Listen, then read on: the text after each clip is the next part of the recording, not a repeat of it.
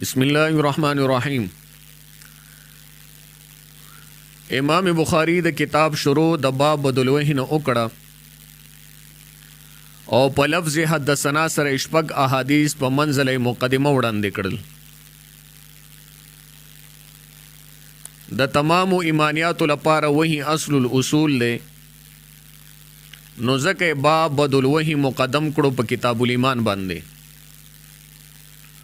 ولې چې دا تمام احکام شرعیه او امور ایمانیات منبع وਹੀ دا بند کدا دا بند کدا وزر ازینا دا سور دا بٹن نه دا بند کدا دا بند کاو نا ابلم بند کا بس وہ صحیح شو، بس بند کا بس.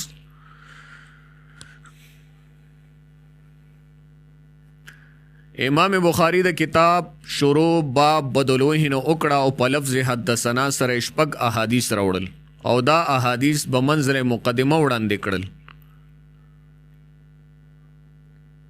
د تمام ایمانیات لپاره وਹੀ اصل اصول دی، نو ځکه باب بدلوهی مقدم کړو په کتاب الایمان باندې، ولې چې د تمام احکام شرعیه او امور ایمانیات منبع وਹੀ ده. دا غینه پس امام بخاری رحم الله په کتاب الایمان شروع کړه. دین سره چې څومره امور تړلې دي، هغه که عبادات دي، معاملات دي، قضا او ریاستی امور دي، اقتصادیات دي، دا تمام امور په ایمان باندې موقوف دي. هر امر د ایمان مطابق دی نو مقبول دی، او کنه وی نو مردود دی. نو لدغه وجنه تقدیم د کتاب الایمان وکړو په نور کتابونو باندې.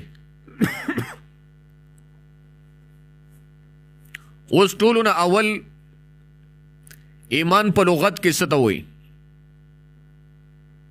د ایمان لغوي معنا څه ده؟ امام راغب اصفهانی رحم الله لیکلی دي چې ایمان د امن نه اخستل شوی دی او د امن ضد خوف دی. معنا دا چې د اطمینان او سکون په معنا کې دی، یعنی په ایمان کې د اطمینان او سکون معنا ده. ځینو علما لیکلي چې ایمان د امن نه دی او امن په معنا د حفاظت ساتنې د یو څیز. ٹھیک شو؟ یعنی څوک چې ایمان راوړي گویا کې د مومن به لره محفوظ کوي د تکذیب نه. څوک چې ایمان راوړي گویا کې د مومن به لره محفوظ کوي د تکذیب نه. د تکذیب متضاد تصدیق دی. نو د نبی علیہ الصلوۃ والسلام د ذات تصدیق ایمان دی.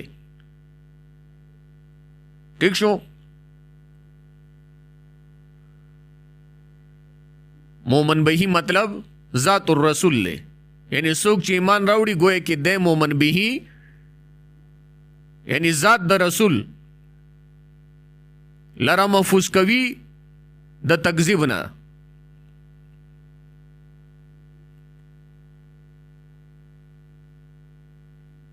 د تکذیب متضاد تصدیق دی. نو د نبی علیہ الصلوۃ والسلام د ذات تصدیق ایمان دی. ځینې وایي چې دا د باصلې سر راشي نو معنا یې تصدیق کیږي، او ځینې وایي چې مطلق تصدیق دا وایي.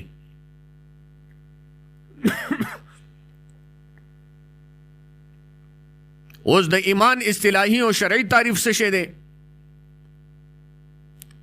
علماء کرام لیکلي چې التصدیق بجميع ما جاء به النبي صلی الله علیه وسلم، د زړه نه منل د تمام هغو احکام شرعیو چې په هغې باندې نبي علیه الصلاۃ والسلام راتلل کړي دي. ٹھیک شو؟ نو د ایمان شرعي مفهوم دا دی چې د کومو امور په باره کې واضح بدیهن ضرورتاً دا معلومه شي چې رسول الله صلی الله علیه وسلم په دې سره مبوس شوی دی. هغې تمام امور تصدیق کول د زړه نه منل اجمالی امور اجمالا او تفصیلی امور تفصیلا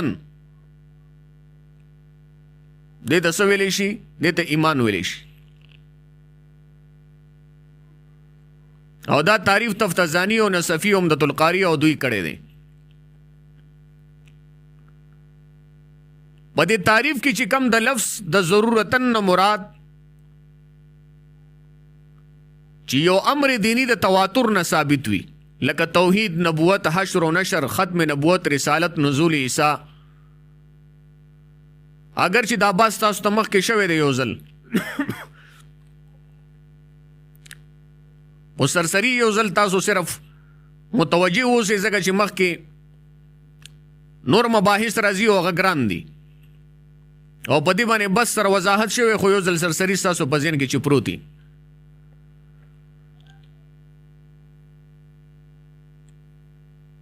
نو په تعریف کې چې کم لفظ ته ضرورتن دی، دین مراد د یو امر دینی د تواتر نه ثابت وي، لکه توحید، نبوت، حشر و نشر، ختم نبوت، رسالت او نزول عیسی. او تواتر چې دا څلور قسمونه ما تاسو ته بیان کړیو: تواتر اسناد، تواتر اسناد، تواتر طبقه، تواتر عمل او تواتر قدر مشترک.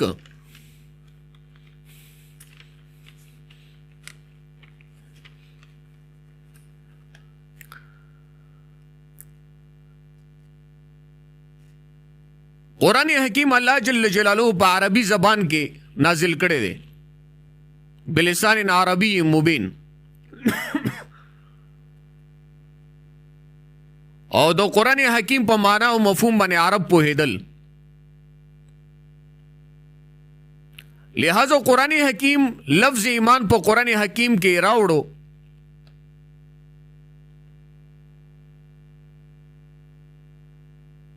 خو عرب د ایمان اصطلاحي معنا نه واقف وو چې په اصطلاح کې ایمان څه ته وایي. له دغې وجې نه قرآن او حدیث برای راست دې سره څه تعارض ونه کړ، بلکې د هغې په ځای چې ایمان سره کوم تړلی شوي امورو هغه یې بیان کړل. او د ایمان سره له دغې متعلق امورونه عرب لا علم او بې خبرو. خو وروسته چې کله اسلام عجم ته راغی، علوم لغت او ادب زیر بار شول، مختلف علوم و فنون تدوین شو، نورورو د ایمان اصطلاحي معنا کې اشکالات پیدا شول. او د اصطلاحي معنا سره سره د ایمان په حقیقت کې هم سوالات پیدا شول. ډېرې عقیدې پیدا شوې د ایمان په باره کې.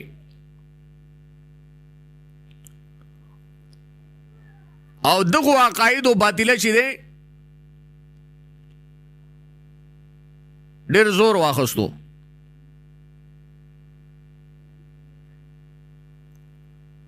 او دغو عقاید او نظریاتو د یو لوی فرقو شکل اختیار کړو.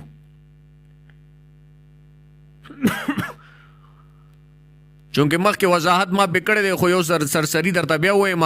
د دغو فرقو نه یوه فرقه جهمیه وه، او د دوی نظریه دا و چې ایمان محض په قلبي طور باندې د یو شي پیژندلو نوم دی، اگر چې دا ادراک او پیژندل اضطراري ولې نه. د تصدیق قلبي، د اقرار باللسان او د عمل بالجوارح ضرورت نشته.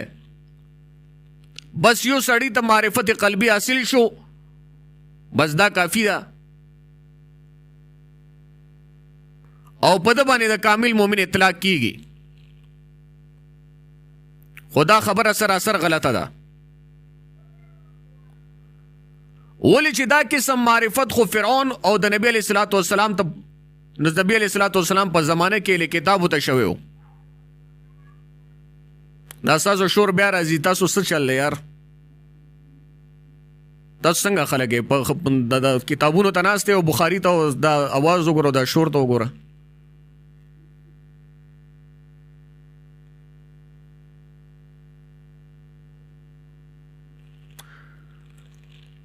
نو دا قسم خبره ځکه غلطه چې دا قسم معرفت خو فرعون او د نبی علیه الصلاۃ والسلام په زمانه کې له کتابو ته شوی و.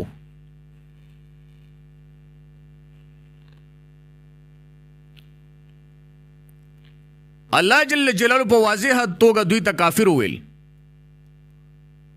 د نبی علیہ الصلوۃ والسلام په زمانه کې کتاب د شوی او څنګه شوی او قران حکیم و یعرفون کما یعرفون ابناهم. دوی داسې پیژني هغه یعنی نبی علیہ الصلوۃ والسلام لکه څنګه چې دوی خپل بچی پیژني. نو معرفت قلبی خورده شوی خو دغه معرفت قلبی باوجود الله جل جلاله دوی ته کافر ویل. ما تاسو ته واقع بیان کړی و ام المؤمنین د حضرت صفیه رضی الله تعالی عنها چې هغه فرمایي چې نبی علیہ الصلوۃ والسلام چې کله مدینه منورې ته هجرت وکړ راغی نبی علیہ الصلوۃ والسلام په مسجد قباء کې د قباء د یو کلی یو محلي نومو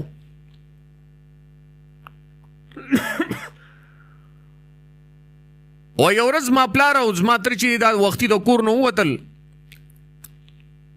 او زما دا عادت و چې کله به زما پلار او زما تر راتلم نو زه به مخې ته ورتلم نو پلار او تره به وایي زه په غېږه کې اوچته کړم او ما سره به مینه کوله لکه څنګه چې ماشومان اکثر خلک مینه کوي ورسره. وایي په دغه ورځ باندې چې کله زما تره او زما پلار راغله خو ما سره هغه شی مینه او چلن ونه کړ او زه وایي د دوی ته متوجه شوم. نو زما د تره وایي ما پلار ته ویل چې دا مقه سړی دی چې موږ په خپلو کتابونو کې ګورو. وایي زما پلار وایي چې او وایي زما تره ورته وایي چې بیا ستا څه خیال دی؟ وایي زما پلار وایي چې دشمني به ورسره کومه. د حضرت صفیه رضی الله تعالی عنها د پلار نوم حیی بن اخطب او دا د بنو نذیر د قبیلې سردار چې د یهودو د یوې قبیلې نه یوه قبیله وه د قبیلو نه یوه قبیله وه او ځینو خو به دا ویل چې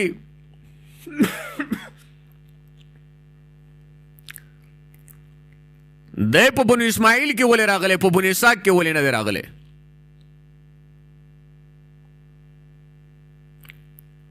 بهرحال په دوی باندې دا خبره ثابته او معرفت قلبي ورته وو چې دا پیغمبر دی قرآن حکیم و یعرفون کما یعرفون ابناهم خو سره د دغه معرفت قلبي قرآن حکیم دوی ته کافر ویل.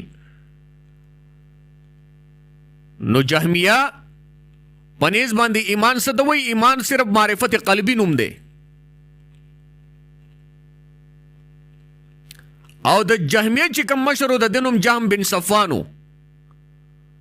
او دا د هشام بن عبدالملک په زمانه کې تیر شوی په 125 هجری کې قتل شوی دی.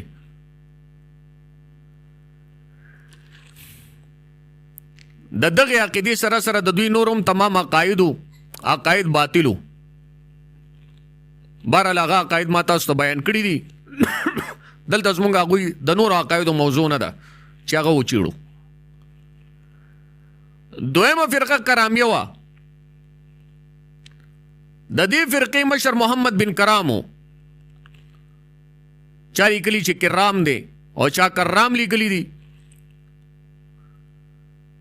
د دوی د ایمان باره کې دا نظریه و چې ایمان فقط زبان سره او د اقرار کولو نوم دی. مطلب ایمان د اقرار باللسان نوم دی. د تصدیق قلبی او د عمل بالجواری ضرورت نشتا.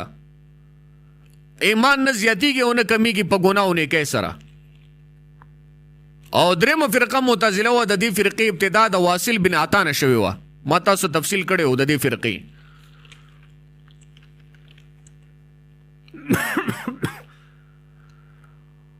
او دوی وایي چې ایمان د دریو اجزاء ثلاثو نه مرکب دی. تصدیق قلبی، اقرار باللسان او عمل بالجوارح. او اعمال چې دي دا اجزاء داخلي د ایمان دي. عمل نه کولو سره یا په ارتکاب د ګناه کبیره سره یو سړی کافر کیږي نه، خو مسلمان هم نه پاتې کیږي. د ایمان او د کفر په منځ کې یوه درجه ده مرتکب د ګناه کبیره یا اعمال صالحه نه کوونکی به هلته معلق وي. یعنې د ایمان او د کفر په منځ کې یو درجه ده چې هغوی د دوی منزلتون بین منزلتین وایي. ما تاسو ته ویلي چې د معتزله او 5 اصول دي: عدل، توحید، نفاذ وعید، امر بالمعروف و نهی عن المنکر او منزلتون بین منزلتین. چې دا د هغوی د 5 اصولو نه یو اصول دی. او د دې مقصد دا دی چې کچرته یو سړی ارتکاب د ګناه کبیره وکړ یا مرتکب دی د ګناه کبیره شو نو دی کافر کیږي خو نه خو مسلمان هم نشي پاتې کېدلی او د کفر او د ایمان په منځ کې په یو درجه کې پروتي. څلورمه فرقه د خوارج وه چې هغوی په نظم ایمان د اجزای ثلاثو نه مرکب دی یعنی تصدیق قلبي اقرار باللسان او عمل بالجوارح. خو دوی وایي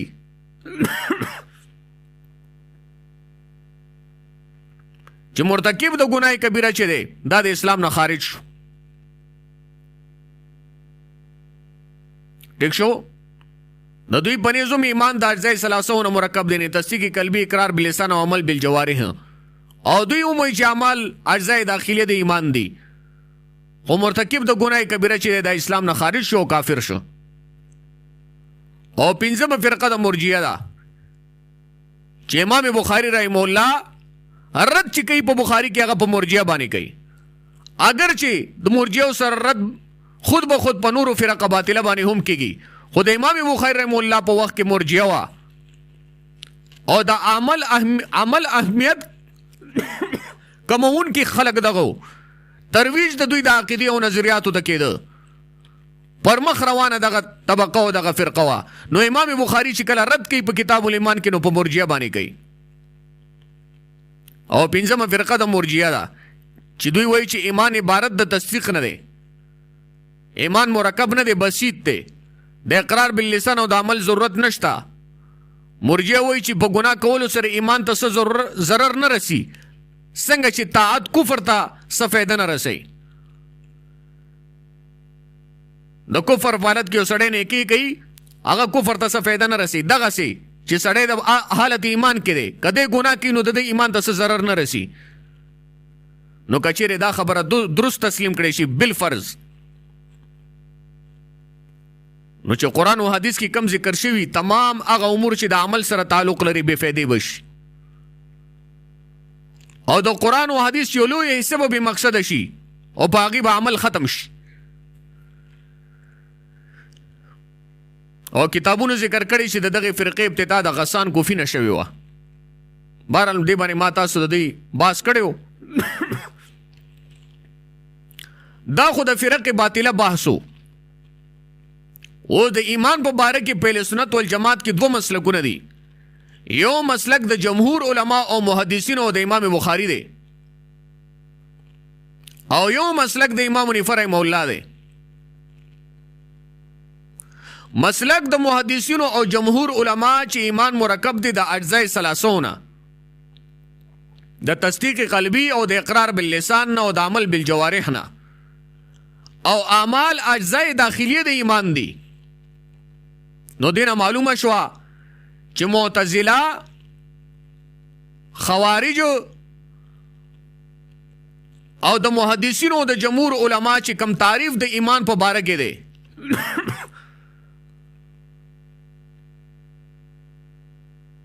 نو دا خو یو شی دی خو نه ډېر غټ فرق دی. معتزله وایي چې په ارتکاب د ګناه کبیره سره انسان په منزلتون بین منزلتین کی او خوارج وایي چې کافر شو. محدثین وایي چې نه کافر کیږي او نه منزلتون بین منزلتینی. په ارتکاب د ګناه کبیره سره عمل نه کولو سره انسان کافر کیږي نه او نه منزلتون بین منزلتینی بلکې نقصان د سبب د ایمان دی یعنی په نیکۍ کولو نیکۍ او ګناه کولو سره ایمان زیاتیږي او کمیږي. دغه مسلک د امام بخاری دی یزید و ینقص یعنی یزید بالطاعه وینقص بالمعصیه. ٹھیک شو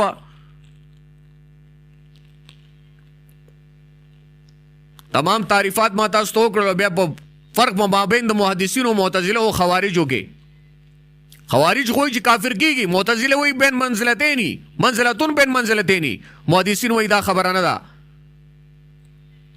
که یو سړی مرتکب د ګناه کبیره شه منزلتون بین منزلتین بنئ او نه دی کافر کیږي بلکې یزید بالطاعه وینقص بالمعصیه ایمان سبب د نیکۍ سبب د ایمان د زیاتوالي جوړیږي او ګناه سبب د نقص جوړیږي د کمی جوړیږي. خو دا نه دی چې منزلتون بین منزلتین وي که یو سړي ګناه وکړه هغه کافر شو یا یو سړي ګناه وکړه هغه منزلتون بین منزلتین شو معتزله بس ویل چې کافر کیږي عمره خو مسلمان هم نشي پاتې کېدلی.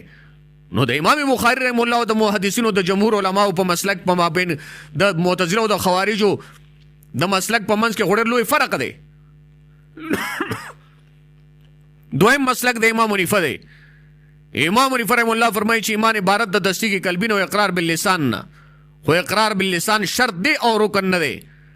ضروری دی لپاره د اجرا د احکام شرعي رکن ځکه نه دی چې ساکت کیږي په وخت اقرا کې. وقلب مطمئن بالایمان په دې باندې ما باس کړی دی. او اعمال اجزای داخلي د ایمان نه دي بلکې اجزای ضروری د ایمان دي. ٹھیک شو. او چې ځینې خلک په امام حنیفه رحم الله د ارجاء الزام لګوي چې دا د مرجئو نو او په احنافو باندې الزام لګوي.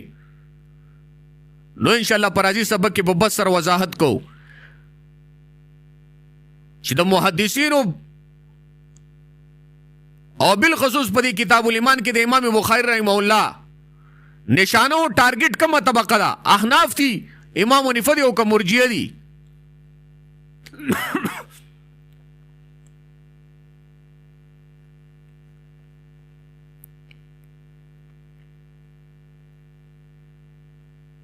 د امام صاحب رحم الله په وخت کې معتزله او خوارجو دا خبره په ذهن کې کېنوي. نور بیا سبق کې ان شاء الله مخته وایو. د امام صاحب په وخت کې معتزله او خوارجو او د معتزله او دا خبره وا چې یو سړی که چېرته ګناه کبیره وکړه، ول خو معتزله او د ایمان تعریف دا کړی و چې ایمان مرکب د اجزای ثلاثو نه دی: تصدیق قلبی، اقرار باللسان او عمل بالجوارح. او اعمال اجزای داخلي د ایمان دي. نو که یو سړی ګناه کبیره مرتکب شو نو د مسلمان نشي پاتې کېدی، خو کافر کیږي نه، خو مسلمان نشي پاتې کېدی. منزلتون بین منزلتین به. او خوارج وي چې د کافر ش منور مکه تعریف دی، خو خوارج وي چې دا کافر شي. امام سے وي چې داسې نه دی. په نفس ایمان کې چې د زیاتواله کمواله نه راځي. نفس ایمان مراد دی د امام حنیفه رحم الله. چې امام حنیفه رحم الله په کوم ځای کې وایي چې الایمان لا یزيد ولا ينقص، دینه مراد د امام حنیفه رحم الله نفس ایمان مراد دی، نفس تصدیق مراد دی. په نفس تصدیق کې نه کمواله راځي او نه زیاتواله راځي. او هغه امور چې هغه مؤمن به دي چې هغه تکمیل کوي د ایمان لپاره سبب د تکمیل د ایمان جوړیږي. نو احناف هغه مني. نو امام ابو حنیفه رحم الله په خپل وخت کې او امام حنیفه رحم الله په 150 هجری کې وفات شوی دی، 150 هجری کې. او پاتیا هجری کې د امام ابو حنیفه رحم الله پیدایش دی.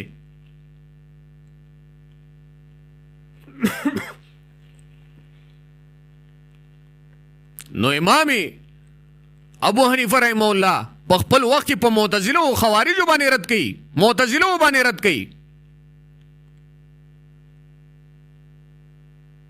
او امام بخاری رحم الله په وخت کې مرجئه نظریه وا. چونکه امام حنیفه رحم الله په خپل وخت کې د معتزله رد کړي او مرجئه ته دا خبره ورغلی او د امام صاحب قولم دا ورغلی چې امام صاحب موي چې ایمان بسيط دی، مرکب نه دی. ایمان د تصدیق قلبی نوم دی، صرف د اقرار باللسان نوم نه دی، د عمل بالجوارح نوم نه دی. او په ایمان کې هیڅ قسم کمواله او زیاتواله نه راځي. د امام صاحب چې کومه خبره دا په یو غلط انداز سره مخکې وړاندې کړه چې مرجئه وړاندې کړه او دین یو غلطه فائدہ او غلط تاثر واخسته او غلطه تشریح واخسته.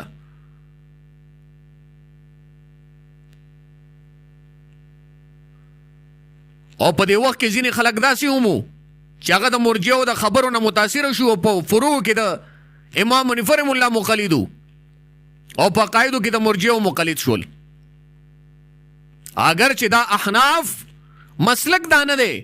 از احناف خو وایي چې مامون به چې کوم امور دی، مومن به چې کوم امور دی، بخنه غواړم مومن به چې کوم امور دی چې په کوم امور سره د ایمان تکمیل کیږي. احناف خدا منی. احناف خود نفس تصدیق چې په نفس ایمان کې کمواله او زیاتواله نه کیږي. او امام بخاری وایي چې په نفس ایمان کې کمواله او زیاتواله کیږي. نو امام بخاری رحم الله په خپل وخت کې د مرجئو باندې رد وکړ او د امام بخاری او د امام ابو حنیفه رحم الله په منځ کې نزاع لفظي دی، نزاع حقیقي نه دی، چې انشاءالله مخکې اسباق دې باندې